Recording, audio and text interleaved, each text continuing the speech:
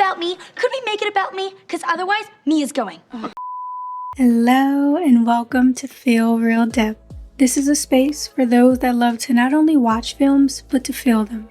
For those who understand that yes, these characters are their own individuals with their own stories, and yet we can see so many people we know in them, including ourselves. I believe these stories can be used as a bridge to better understand ourselves and others, and I'm here to share that by expressing my love and passion for shows and films. Welcome in, and I hope you enjoy.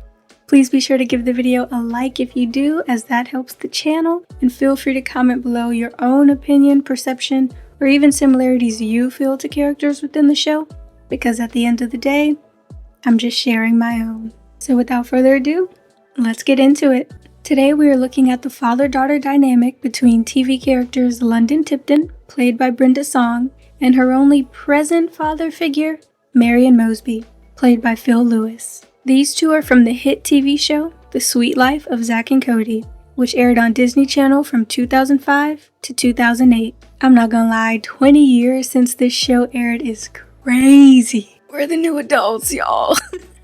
But as I stated, today we are specifically looking at the Sweet Life of Zack and Cody series, and Sweet Life on Deck will be saved for part 2. Now I'm gonna briefly discuss why I chose to make a video on London and Mr. Mosby. If you don't care and just want to get to the commentary, it's all good, no harm done. Go ahead and skip to this time below. And if you're sticking around, thank you. As a kid, Sweet Life of Zack and Cody was definitely in my top 3 Disney shows. You don't even need to guess the others. I'll just say that That's So Sweet Life of Hannah Montana was heaven on earth for little me. But yes, I love the show to this day, and I rewatch it all the time. There's honestly so many different ways you can go with it, but when I was contemplating on whom I should shape a video around, I really found myself being drawn to London and Mr. Mosby first. And it's not lost on me at all how Mr. Mosby was also very much a father figure for Zack and Cody, even Maddie at times. But I'm a yapper, and if I try to include everybody, this video would go on forever. And despite such a great collection of characters this show had, I still believe London Tipton takes the cake for complexity. So please make note that while this is a commentary based on her and Mr. Mosby's relationship, the video itself will still be very much London-centered. So I'm not going to dive into Mr. Mosby's character too much. We're really looking into London's upbringing, her connection to her biological parents, and of course, her connection to Mr. Mosby. So once again, without further ado, let's step into the life of London Tipton, and not the stepdad, but the dad that stepped up, Mr. Marion Mosby. Now first, who is London Tipton? To understand that, you must first understand the show. The Sweet Life got its name from the fact that twin boys, Zack and Cody, live in a suite in the Tipton Hotel, which is a hotel chain owned by Wilfred Tipton. His daughter, London Tipton, is presumed to be greatly inspired by and a parody of celebrity Paris Hilton. And we can see the similarities with them both having names that are places in Europe, both being seen as prominent faces of Y2K fashion, and of course, the common denominator, both being heiresses to their family fortune, whose business in real estate is incredibly lucrative, especially within the hotel industry. Now when it comes to London, all you need is about 5 to 10 minutes of watching her to see that Disney went all in on her character. They heavily played into the spoiled rich girl stereotype. It is laid on thick, with London being on the slow side for never really having to put effort in at school. London, I'm afraid your father is adamant. I thought his name was Wilfred. What? I bet you can't name a single founding father. My father founded Tipton Industries. No, I meant because I'm bored. Bye. Start counting backwards from 100. 100?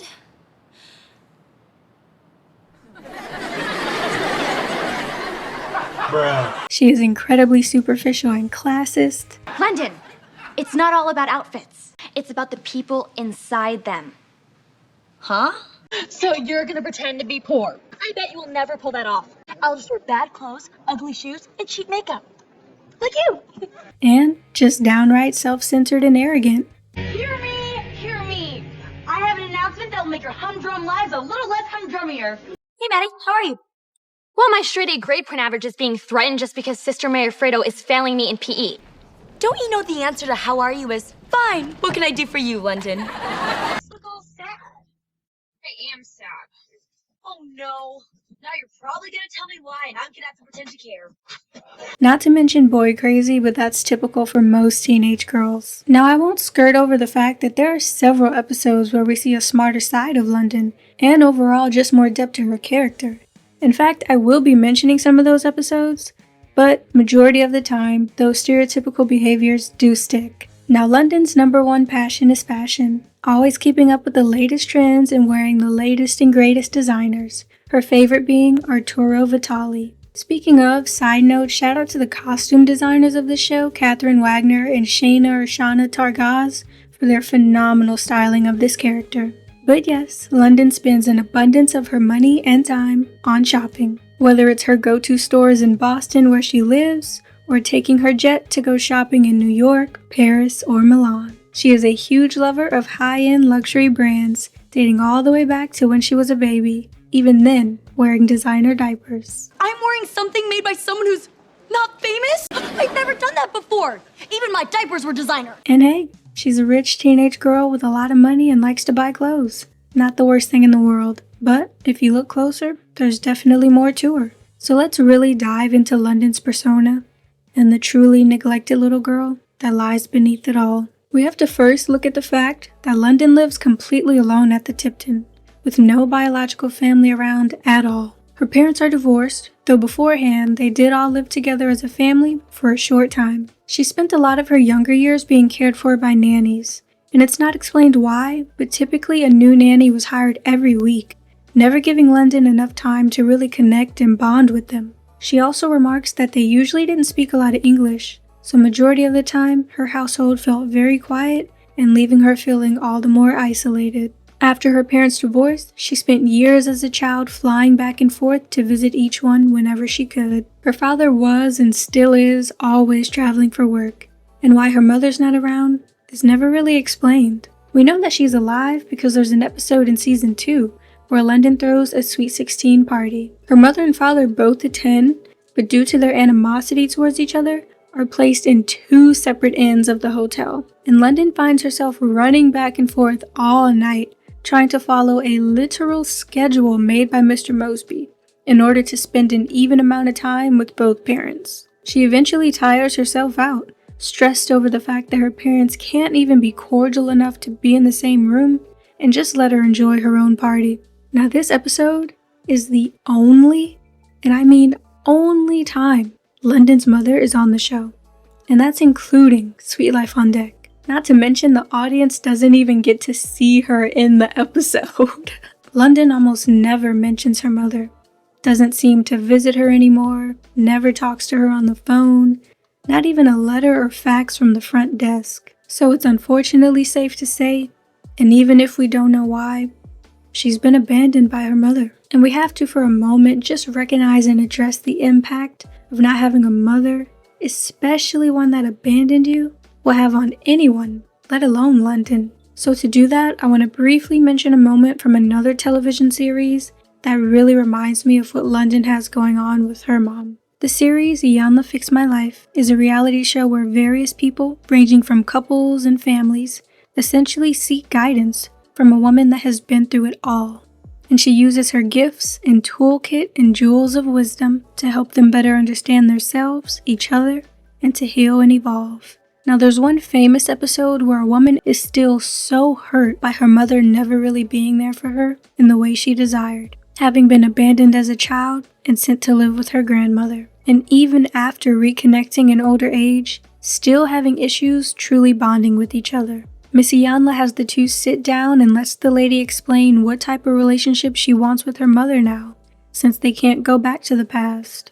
And she openly expresses how she just wants to call her mom when she's having issues with her kids, or just go get their nails done or go out to eat. And one thing about this show that I think a lot of people forget while watching is that Miss Iyanla does not get a lot of time with these people at all. She has days to help start the process of healing years, sometimes even decades of pain. So that often results in her having to drop some harsh truths they may not want to hear, even if they thought they were prepared for it.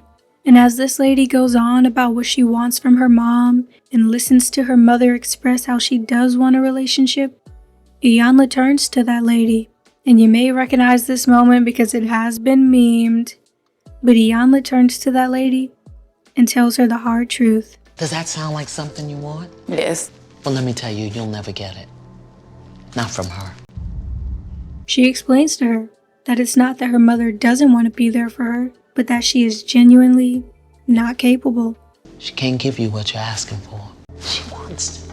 She don't have it to give. Not like you want it. And I'm sure in the moment that had to be gut-wrenching to hear, but that's the truth for a lot of people. And looking at the relationship London has with her mother, it seems that consciously or not, she's accepted that herself. She barely ever talks about her mother because there's almost this sense of, what's the point? Something in her knows that her mother does not have the skills, the tools, and maybe even the will and belief enough in herself to grow. We don't know the details, but clearly she's not capable of showing up and being that mom that London surely wanted at some point in her life. I feel for her and the little girl inside that just never got it. Initially, that can be an incredibly hard pill to swallow about people, especially if they're family, but it's so necessary if you want to keep moving forward in life. And the key to that is knowing that people not having the capacity to show up or even just meet you at a certain wavelength does not determine or diminish your value at all. It's simply what it is. Them just not having it or just not being energetically aligned with you. But as we continue to explore London's character, we'll see that it becomes more and more obvious that something in her does believe it affects her worth and value as a person. And unfortunately, this is due to a disconnect with both parents. Now, her relationship with her father is also one of complexity, to say the least. Now, if my research serves me well, out of about 85 episodes of the Sweet Life of Zack and Cody series, not including Sweet Life on Deck, London sees her father about 4 times. 4 times. And just like her mother, the audience never actually sees him in the hotel series, as he's usually surrounded by bodyguards. They do talk on the phone, but it's not incredibly often, as Mr. Tipton usually passes messages through Mr. Mosby at the front desk by way of phone or fax. Their relationship pretty much consists of London calling to ask for something or complain if she can't get her way, seeing each other once in a blue moon, as Mr. Tipton regularly cancels their planned meetups, and of course, her father gifting her a multitude of items. Whether it's another private jet, a diamond necklace, or just whole diamonds. Gifting seems to be the main way that Mr. Tipton shows his love. So as we bring all that information back to London's passion for fashion, for example, we can see that it's definitely layered. It's not a crime to like to shop, but with London, it's excessive. So much so that there's an episode centered around it. As I stated earlier, this is one of those episodes that really show us a deeper layer of London, and because it links back to her parents, I do want to mention it. In Season 1, Episode 21, Kisses and Basketball, London's shopping has gotten so out of hand that her father sends a fax to Mr. Mosby, ordering London to just buy necessities and to no longer shop for fun. It becomes more and more obvious throughout this episode that shopping is clearly London's favorite form of therapy.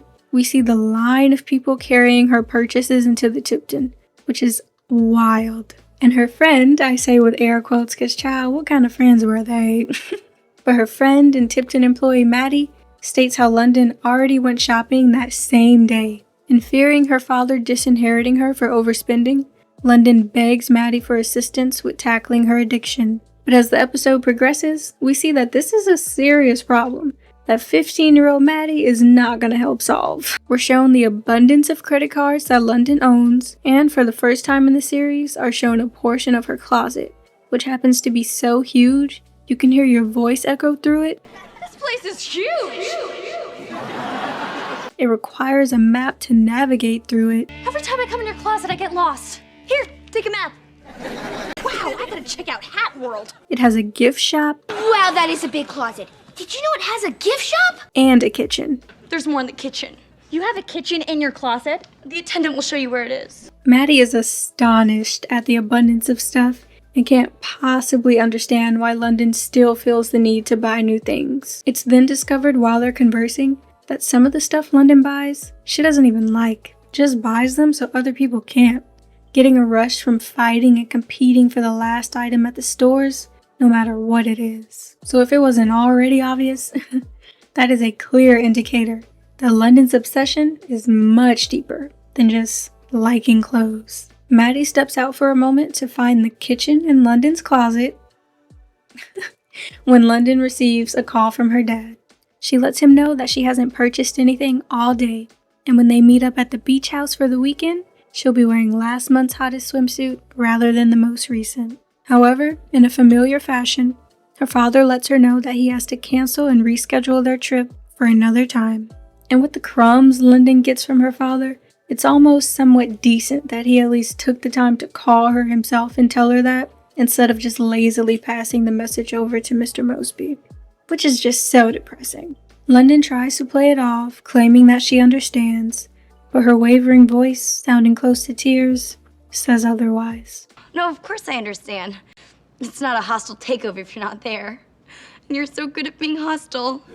And we see, just like that, she was brought down so low emotionally, she's ready to get that temporary high once again. She grabs her purse, quickly leaving before Maddie notices that she's left. And once Maddie finally catches up to her, she spots London sitting outside of a store. It's so late in the evening that the store is closed, leaving London incredibly frustrated. Maddie actually ends up helping discern that London feeling down and upset, especially regarding her father, is what seems to fuel her obsession the most. Because let's think about it. This particular moment was from Season 1, Episode 21.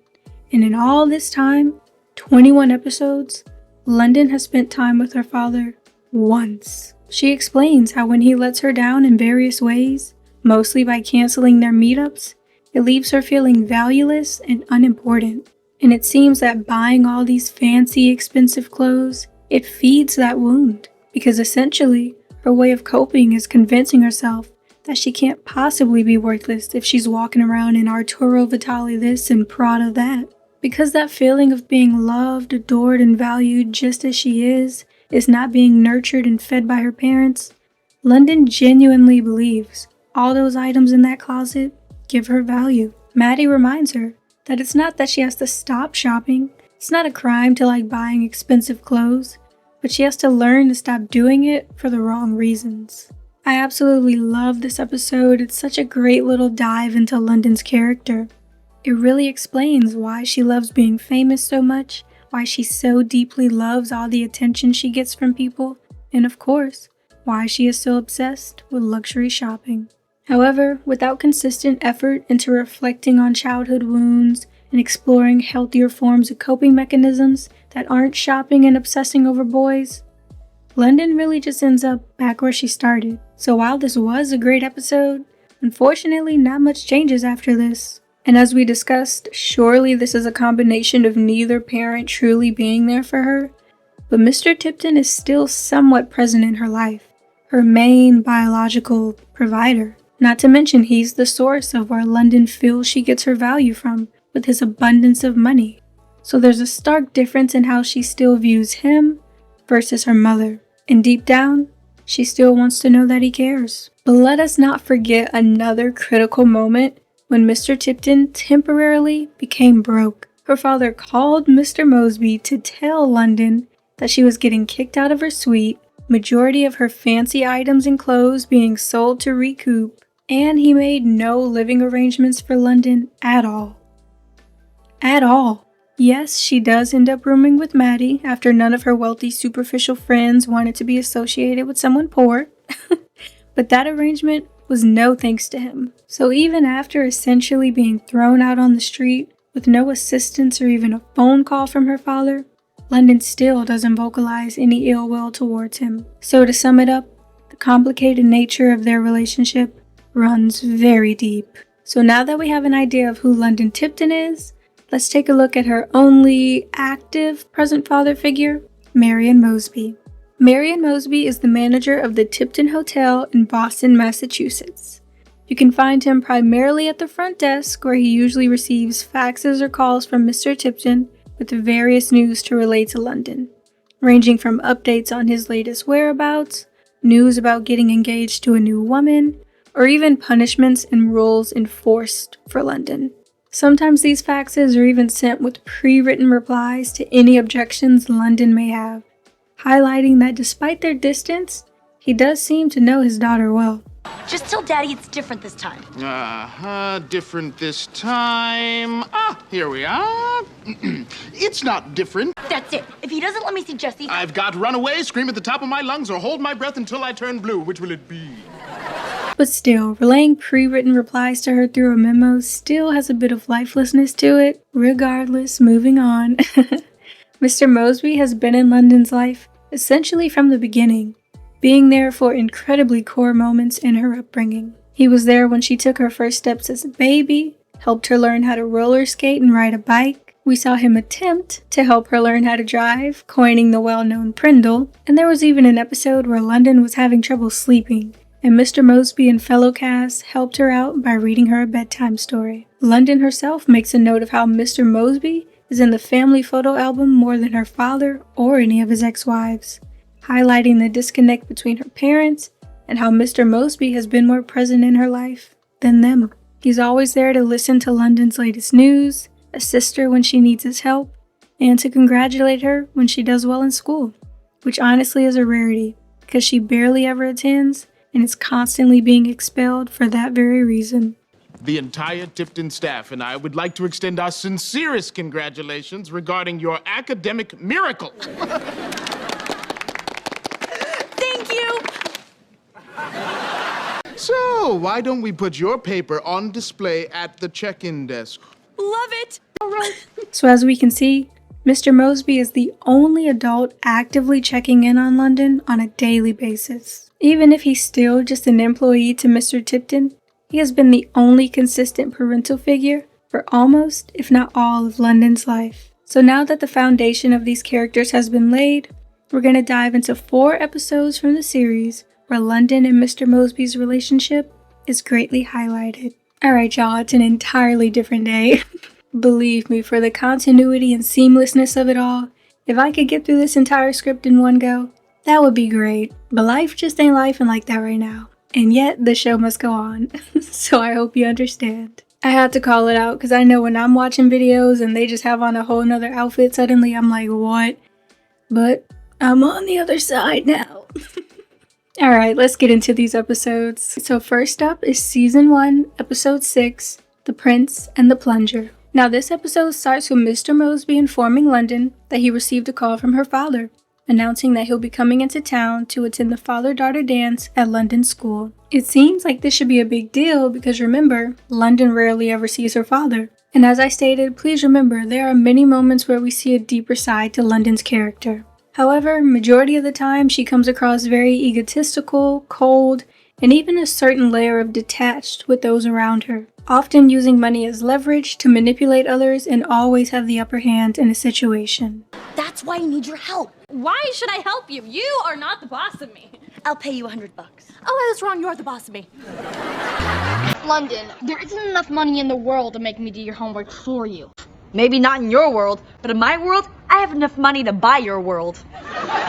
And we start to see some of that detachment in how following the announcement her father is coming to town, London doesn't seem the slightest bit interested, immediately brushing the news off, claiming that she already has plans. Meanwhile, Mr. Mosby, on the other hand, is ecstatic, purchasing a new suit and getting his ties pressed and ready for Mr. Tipton's arrival. And as the event gets closer, he continues to bring it up to London. Wanting to see her show some excitement, he asks her what she plans to wear, knowing how much London loves to talk about fashion. But still, she continues to shut him down, giving him very cynical, sardonic responses. Do we feel that's appropriate for a school dance? We feel it's appropriate for a beach house, which is where I'll be when Daddy can't make it. But Mr. Mosby doesn't let up for a second in believing that Mr. Tipton will in fact show up. London, on the other hand, is laser focused on her pre-planned trip and not even the slightest bit entertained by the thought of him actually showing up. And well, the night finally arrives and a crowd is gathered in the lobby waiting on Mr. Tipton's arrival. Mosby takes note and comments on how London dressed up despite her constant denial days prior, which she quickly tries to deflect. I see you wore your dress. I needed something to wear over my bathing suit. A helicopter approaches and Mr. Mosby is thrilled, quickly prompting the band in the lobby to play for Mr. Tipton's entrance. London has a sudden burst of excitement, verbalizing how she hopes her father likes her dress. And well, a man enters the lobby that is in fact not Mr. Tipton, but an employee of his. He relays a message to London that a business emergency came up and he won't be in attendance after all. Once again, this highlights how her father couldn't even spare a 5-minute phone call to tell her that personally, just sent a messenger with a gift and called it a day. And London, already having low expectations to begin with, takes the news with stride. She asks what her gift is this time, knowing this is the main way her father shows love, and that he always apologizes with a gift.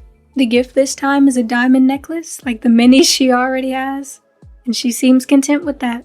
But Mr. Mosby, on the other hand, is the one looking like a disappointed child. I mean, Mans went out of his way to prepare a band, gather a crowd, bought a new suit, got his ties fresh pressed, all for Mr. Tipton not to show. And the scene ends with London and Mr. Mosby sharing a funny and rather sweet moment where she consoles him in his disappointment.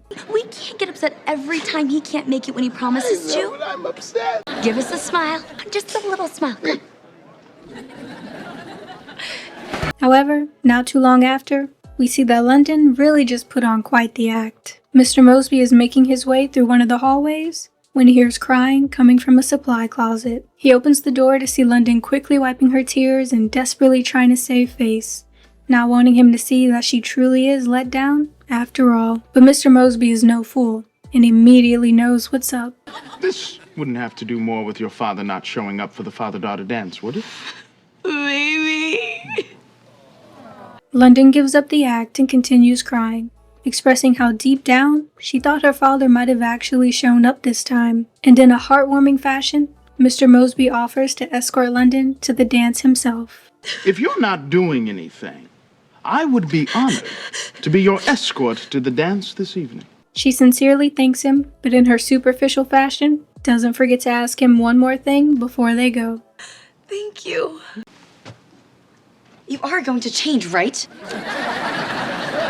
Once again, I absolutely love this episode. This was one of, if not the first moment of the series where we learn more about London and how her lifestyle and upbringing has molded the character she is today. We start to understand the relationship she has with her biological father, as well as the clearly more heartfelt one she shares with Mr. Mosby. Because let's be real, he did not have to offer to do that at all, and yet he did. And I'm sure London's feelings and memories towards that night, while still being let down, will be a lot warmer looking back than if she hadn't gone to the dance at all.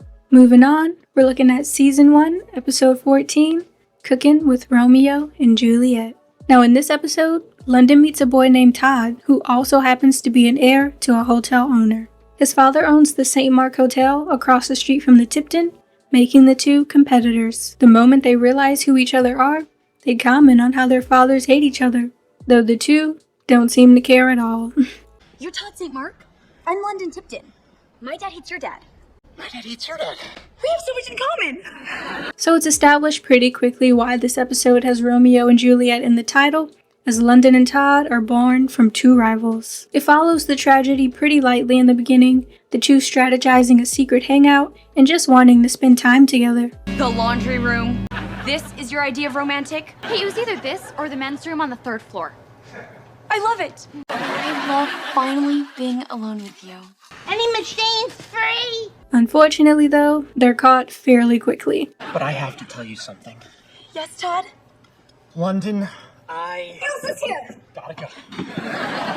And Mr. Mosby, not wanting to put his job at risk, tells Mr. Tipton before anyone else does that London and Todd were caught spending time together. And Mr. Tipton relays a message that London is grounded and to stay in her suite until further notice. London is obviously very upset, venting to Maddie about how she's always gotten what she wants and how this time shouldn't be any different. And we quickly see that maybe this situation isn't different, because Todd suddenly appears, standing outside of the Tipton, yelling Shakespeare into a bullhorn as London watches from her balcony. The two start to send tokens of love back and forth, getting Maddie to run to and from, until they eventually run out of ideas. Maddie, however, saves the day, remembering how the next evening the Tipton will be conveniently hosting a masquerade ball. She tells Todd to come, knowing that no one should suspect him as most people will be wearing masks anyway. And while this was a good idea, once the event finally comes, London and Maddie initially have a hard time finding him because most people are in fact wearing masks. So, which one is Todd? The one in the mask. Oh, that narrows it down. Not to mention a pie fight breaks out mid-party, adding even more chaos to the situation. Nevertheless, Todd spots London in all the madness and the two share a kiss. After the evening cools down, the two are caught and reprimanded once again by their appointed authority figures, Mr. Mosby and Mrs. Schickel-Grubermeiger. I just wanted to say her name, to be honest. However, as they're conversing, Mr. Mosby suddenly gets the sense that London genuinely likes Todd and doesn't just see him as the latest crush of the week. London expresses that she would like him even if he were poor, which, knowing her character, is a tad hard to believe, but that's still a huge thing for her to even say. And in that moment, we see a softer side of Mr. Mosby, when he hints that if London were to continue seeing Todd, he would be willing to turn a blind eye, even at the risk of his own job. London is rightfully confused by this, inquiring that surely he'll get into trouble by doing so. But Mr. Mosby replies that sometimes when you care about someone, you have to think of them first before yourself. First off, I just want to say heavy on the sometimes in that quote, because that can be a very tricky statement given the situation. But here, it fits. Side note, it is absolutely hilarious that they're having this heartwarming moment while Mr. Mosby looks a hot mess after taking part in the food fight during the party. Like, come on, how am I supposed to take this man seriously looking like this? But nevertheless, this conversation leads to a great moment. Because when London and Todd first met, he told her that his dream was to attend a dental institute in Zurich, Switzerland. And it's revealed very early in the episode that his father doesn't support that dream. But at this point in the episode, Todd's father is so adamant about keeping him and London apart, he offers to send Todd to Switzerland ASAP. And even though this is Todd's dream, he refuses the offer, not wanting to be away from London. So, I turned him down. I'd rather have you. Oh, Todd. And let's be real, without any guidance or genuine parental figure, London would have been ecstatic to hear this news, happy to get what she always wants and to spend more time with Todd. And I want to make it clear that I'm not bashing her, I'm just being honest about her character. There are too many moments to count where we see how tone deaf and incredibly self-absorbed London Tipton is. Hey, Maddie, what are you doing? Actually, I right don't now- care. Must be nice to be rich. You should try it. I mean, just earlier, she was comparing this relationship to Todd to presents on her birthday, Christmas, and Hanukkah, going on about how she always gets what she wants, no matter what. But it's in this moment that we see that even if not always, there are times where Mr. Mosby's words and guidance does impact her. She throws Mr. Mosby's words of wisdom right back at Todd, refusing to let him sacrifice his dream career for her. And I won't let you do it. What about us? Sometimes when you care about someone, you have to think of them before yourself. This is huge for London's character, who rarely puts others before herself. And a moment like this just wouldn't have been possible without a figure like Mr. Mosby in her life. Next up, we have Season 2, Episode 16, Going for the Gold. In this episode, London declares that she wants to open up a boutique inside of the Tipton Hotel. Her father is less than thrilled, due to historically going all out financially for new hobbies and projects that for a moment piqued London's interest, but were hastily discarded. Well, there was the time you wanted to be an equestrian, so your father bought you a stable full of horses. You walked in, then walked right out. It smelled like horsies. There was the time that you wanted to be an ice skater. Oh, let me guess. He bought you an ice rink. He bought her Iceland. But she's adamant that this time is different and uses money previously gifted by her grandmother to open the boutique all on her own. As she starts the process of setting everything up, Mr. Mosby asks about what the business plan is for the store, to which London has none, only caring about which items will be placed where. Do you have a business plan? I'm gonna put purses over here and matching belts over there. No. He's talking about financial planning. Ordering stock, taking inventory. I said I'm putting purses over here and matching belts over there. Maddie, who was assisting with bringing initial items to the store, seems to have a much better sense of business planning, and London, quickly noticing this, hires Maddie by offering to pay her double than she's earning at the candy counter. Now, unfortunately, the boutique has an incredibly slow start. 4 sales on what is perceived to be the first or second day of operation, and all of them coming from London. She is quick to blame it on Maddie. This store is a total failure. What are you doing wrong, Maddie?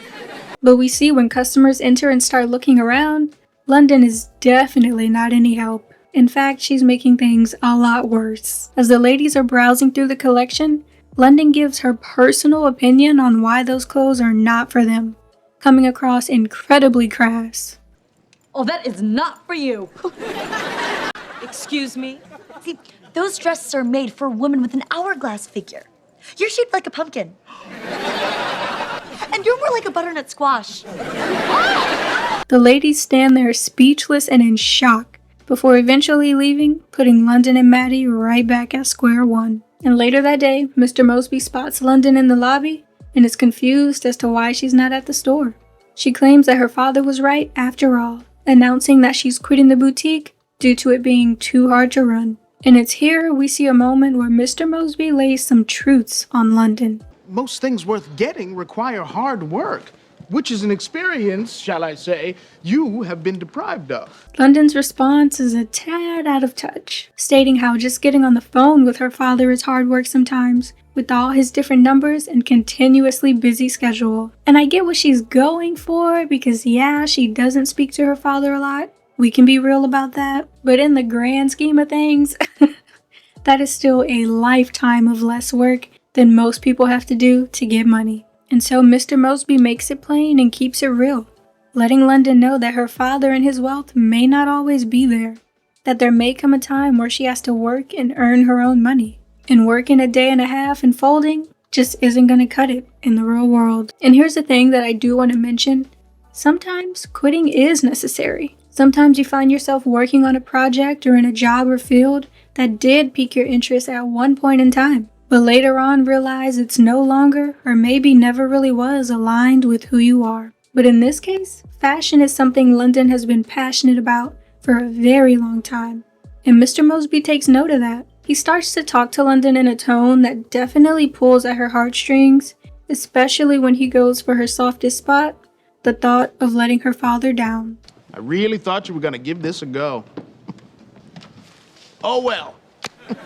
Are you going to tell your father you're quitting, or shall I?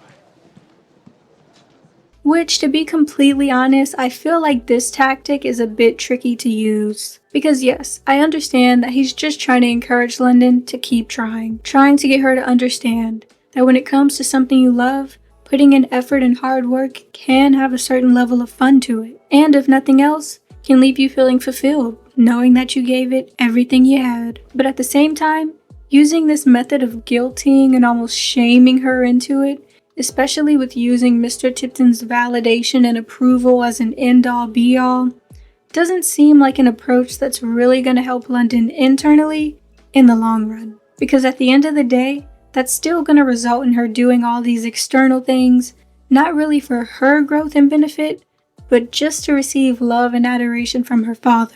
And yes, I am keeping in mind that at this point in the show, London is only 16 years old, still has so much more maturing and developing to do. But I personally feel like as she's getting older, still driving into her subconscious mind that she has to do something to receive love and acknowledgement from her father is not really the best route to take. And in the long run, truly not helping her grow. And we see as the show continues, this narrative results in her still continuing to move through life, seeing love and connection with others as this transactional thing that you either pay for or have to prove yourself worthy of, even to your own parents. Excuse me, wish me my friend. No? Here's $100. You wanna go to the mall? Hi, my name is Ellen. I like your name. I'll be right here. Nevertheless, that's the route Mosby takes, and it encourages London to not give up after all. She takes an ad that Maddie originally made for the grand opening and has it displayed on her father's blimp to promote the store. And of course, in true Disney TV logic, customers start pouring in that same day. You're the best. Oh, London customers! Don't talk to them. And while the blimp did seem like a great marketing move, remember that London still has to pay for this store all on her own. And while they did make some great sales, the profit unfortunately isn't anywhere near how much that promotion cost. Wow, that's a lot. Oh, wait. I haven't deducted our business expenses. How much was the gas for the blimp? Way more than we made. And as I stated earlier, London still ends the day feeling fulfilled, excited to tell her father that she didn't give up on successfully operating a boutique. Not to mention she's still rich at the end of the day, so it's not that big of a deal. On the contrary though, the same doesn't go for Maddie. So after going on about how her and London will eventually get in profit by being such a great team, the news that she can't get paid this week results in immediate resignation, wrapping this episode right on up. And we're gonna be a huge success because we make a great team. By the way, I can't pay you this week. See ya. Side note, Maddie resigning is a great example of healthy quitting. Don't stay anywhere you're expecting a check and not getting it. Period. So, as seen from my statements earlier, this is definitely one of those episodes I'm more iffy about. Because yes, London can excitedly call her father and tell him that she had a successful day. But once Maddie quits, I'm pretty sure this is the last we ever see of the boutique. So London still ends up closing the store. And that's a clear indicator that her father was the only reason she really kept trying. Because if she really wanted to continue doing this for herself, she could. Even if she can't go and ask her dad for money, this is London Tipton we're talking about. We see all throughout the show, she's always got a wad of cash on her, she's always got plenty of diamonds around, and getting another employee would take no time at all. But the truth is, after seeing all the hard work it really takes, and knowing the boutique won't start off immediately in profit, London feels it's not worth it. Nevertheless, I'm still gonna give Mr. Mosby some kind of credit here. He definitely still told London a lot of things that she needed to hear.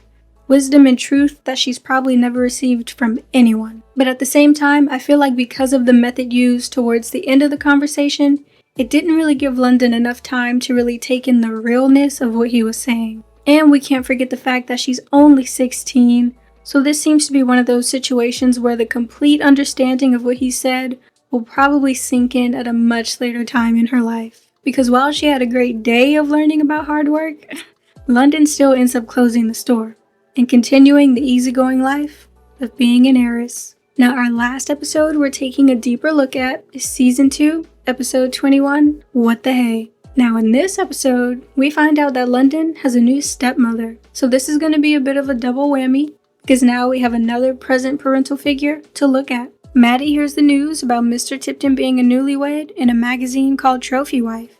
And knowing that London usually loves running to the candy counter and announcing her latest news, she assumes this time shouldn't be any different. But this time is different. London announces that there was no wedding to attend due to her father eloping. And this episode is once again an example of where we can see that cold and detached nature that London carries at times. And it's not hard to see where she gets it from when she reveals how Mr. Tipton sees his marriages. Having done it so many times, he no longer bothers to spend money on weddings because the marriages usually don't last that long anyway. Daddy doesn't like to waste money on weddings. He prefers to save it on more important things. Divorce attorneys. This notion is emphasized even more when Mr. Mosby wishes he had enough notice to purchase a nice gift, while noting that the warranty on the other two gifts lasted longer than the marriages. Highlighting the dynamic shared with her father, London states that every time he gets remarried without informing her, he just buys her another solid gold charm for her bracelet. And she has several, resulting in her father remarrying becoming more and more of a common occurrence. Nonetheless, London's newest stepmother is Brandy Tipton. She arrives to the hotel and is ecstatic to meet London, quickly pulling her in for a hug. And London is not feeling her excited, warm energy at all. Mosby, why is this stranger hugging me? She's your stepmother. Mosby, why is my stepmother hugging me? And I'm not gonna lie, she's definitely coming off very strong. I love you, silly. You just met me. I know, but I already love you. Side note, Maddie's comment paired with London's face does it for me every time. You're my daughter and you're perfect in every way. Wait till you get to know her. But yes, Mrs. Tipton is incredibly excited and ready to start bonding with her new stepdaughter, while London seems less than thrilled. They make their way to her suite to freshen up before spending the day out and about, when London is hit with some news pretty quickly. Brandy announces that London will be coming to live with her and Mr. Tipton, so they can live as a real family does, all under the same roof. She tries to make a valid point of how London shouldn't be living alone at 16, but London retorts with a quick jab regarding her age. Your father and I can't have you running around unsupervised. You're barely 16. When I was your age, When was that? 20 minutes ago? Even going as low to claim that she's had earrings that lasted longer than her father's marriages. Which I would hope so if you spending hundreds and thousands of dollars on them, but yeah, it's here nor there. Brandy tries to stand her ground, but London ain't having it and is ready for her to go. The two are having quite the standoff, and Brandy attempts to ground London, preventing her from attending a pre-planned outing later that night. And of course, using her last resort to get her way, London calls her father to complain. His initial response is so sadly spot on, continuing to show us where London gets that very superficial energy from. Daddy, your new wife's being mean to me. Yes, she's pretty, but before they can even finish their conversation, Brandy is also calling Mr. Tipton, and he puts London on hold. Lillykins, I had to ground our London. She goes on about how she had to ground London, and it would mean a lot if he backed her up. And well, that didn't take much. Mr. Tipton puts London back on the phone, and her being grounded stands. The scene wraps with Brandy making it clear that she's not happy she had to do that, but felt it was necessary. London's not trying to hear none of that, and quickly storms off. I hope you're happy. A mother's never happy punishing her child. Well, the child ain't so thrilled either. This is a great scene packed with so much, so let's dissect it a bit. First off, we have to acknowledge how Brandy announced to London that she would be moving out of the Tipton. Even if this was something already agreed upon with Mr. Tipton, just dropping the news like that on her was incredibly insensitive. London has no real relationship with her biological mother and rarely sees her father. Not to mention she has seen him marry several women so early in her life, so there probably never was any real feeling of a stable family unit or home. And now you're telling her that her home and routine that she's become accustomed to for quite some time is now being completely uprooted. It just shows such a lack of empathy towards London. No one thought to sit her down, ask her how she feels about it. Just no consideration at all. Just hitting her with a big smile and expecting her to be just as excited. But that's not the case, because we see how this unconventional way of living has served London. She's not the excited kid ready to be a true family. Because let's be real, she's never seen that. She's cold, standoffish, and becoming more and more disrespectful the longer Brandy is in her presence. She doesn't know what a healthy mother figure is like, and it seems she either doesn't want to believe a healthy relationship is possible, or just doesn't want to get close enough to be hurt. By the way, that doesn't excuse the fact that she is treating Brandy so foul. But as I said earlier, I do also think Brandy is coming off way too strong. Definitely overstepping with trying to order and discipline London around within the first hour of meeting her, and just all around showing a lack of consideration. And I also want to highlight the news itself. Sure, on the surface the idea of living with her father and stepmother sounds nice, and like it would provide London more of a family environment to continue growing up in. In reality, however, how would that actually look? Because remember, the main reason that London lives alone is because her father is always traveling for work. And unfortunately, I highly doubt that's gonna stop just because he has a new wife,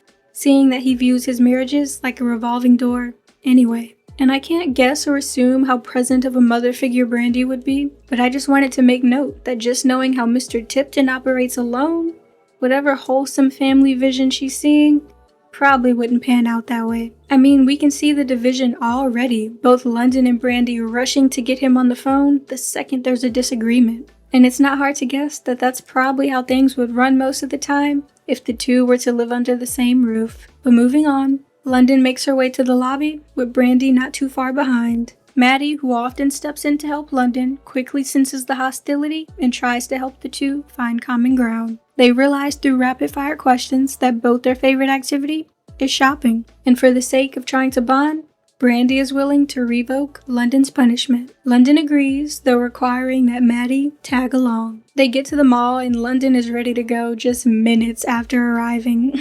Maddie essentially begs her to stay, though for her own selfish reason, just excited to get a free shopping spree on Brandy's dime. London, remember what Sister Dominic taught us? About turning our anger into love? I don't want to do nice things for Brandy. I don't care about her, I'm talking about me.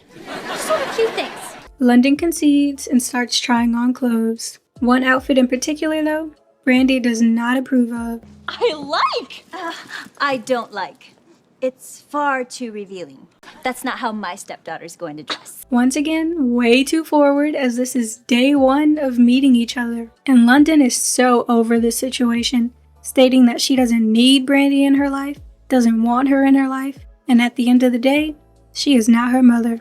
Side note, I cannot with Maddie trying to reword London's statements in order to pacify Brandy and continue getting her free shopping spree. I don't need you in my life. What London means is, I don't want you in my life. and by that she means... You're not my mother. Once again, what kind of friends were they, child?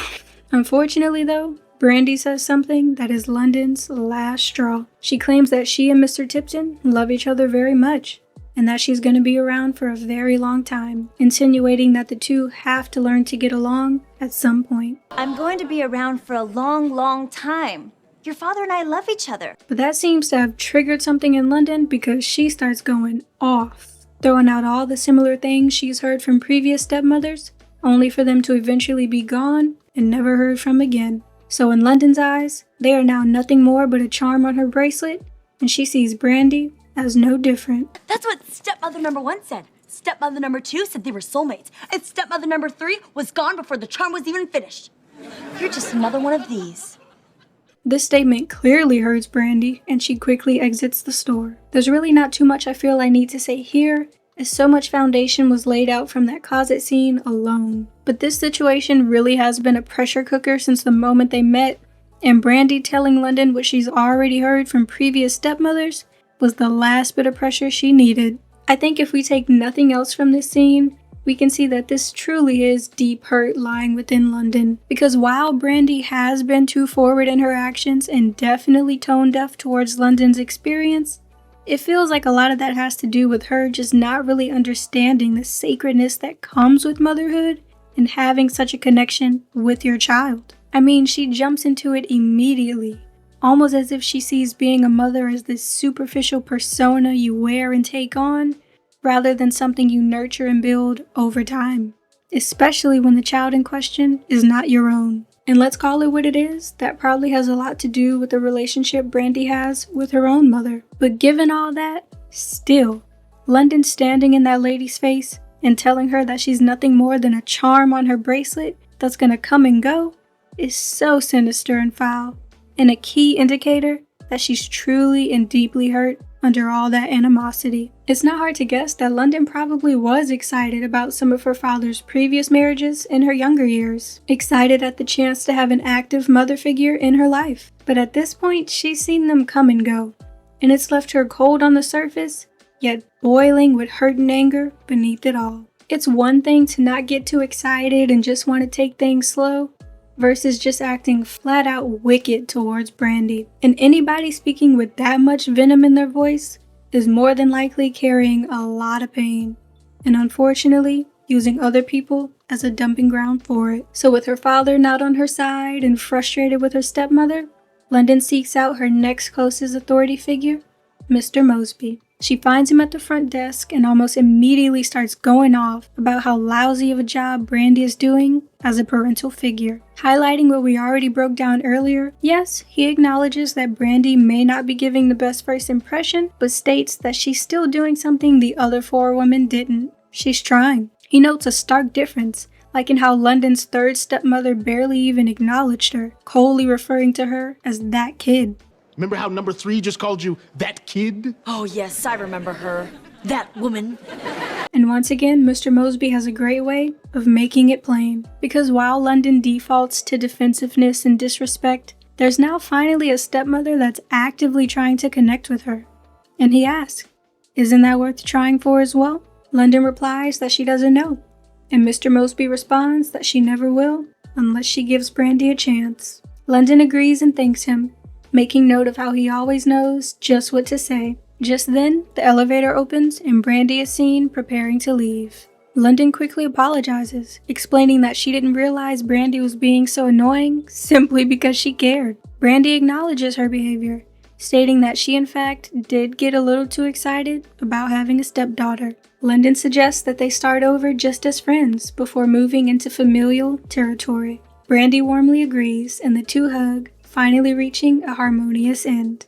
This episode is so important for London's character as it shows us how she views maternal figures while still showing us her connection with Mr. Mosby. And I think he did a marvelous job here. He tells London what she needs to hear. Just another more mature viewpoint outside of her own. And that incredibly short conversation has her making up with Brandy seconds later. Seeing how quickly the two make up honestly shows how if they had just had a conversation about taking it slow initially, all of the chaos could have been avoided. But what can you do? Humans are gonna human. It went the way it did, and they got there regardless. However, unless I'm mistaken, please let me know if I am. I'm pretty sure Brandy is quite literally never brought up again after this episode.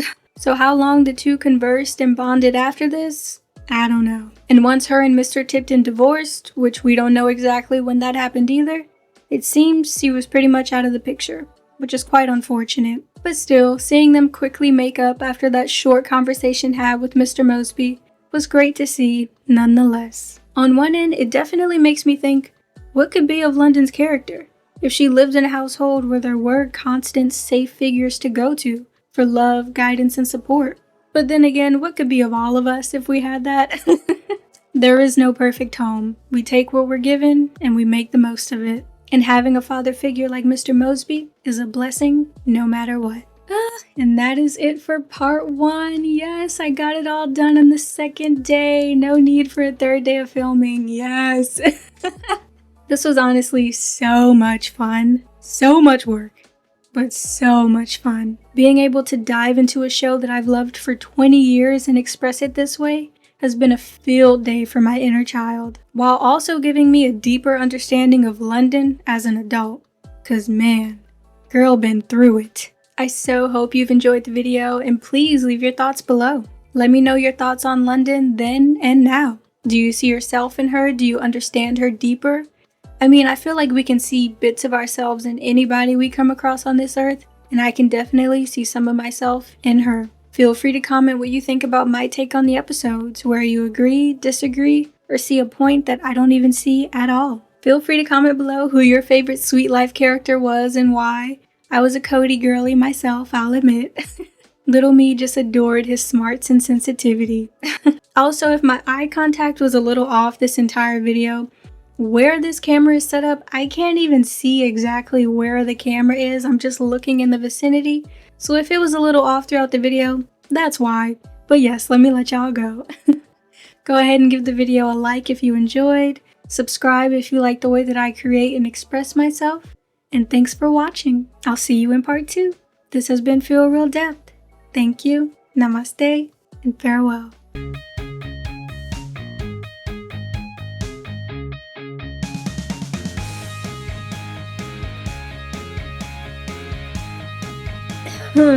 Excuse me. Which is a hotel chain owned by Wilfred Tipton. Tipton. Wilfred. Even if he is technically still just an employee to her father, he has been the only consistent parental figure in... She tells Todd to come, knowing that no one should suspect him because most people will be wearing... Slow down. Knowing that no one should suspect him because most people will be. She tells Todd to come, knowing that no one should suspect him because most people will be Mr. Mosby and Mrs. Schickel-Grubermeiger. Schickel-Grubermeiger. Initially, that can be an incredibly hard pill to pill, but Mr. replies. Mr. replies. Can't flying through this. Okay. And once her and Mr. Tipton divorced, which we don't know exactly when that happened either, is Namaste and farewell.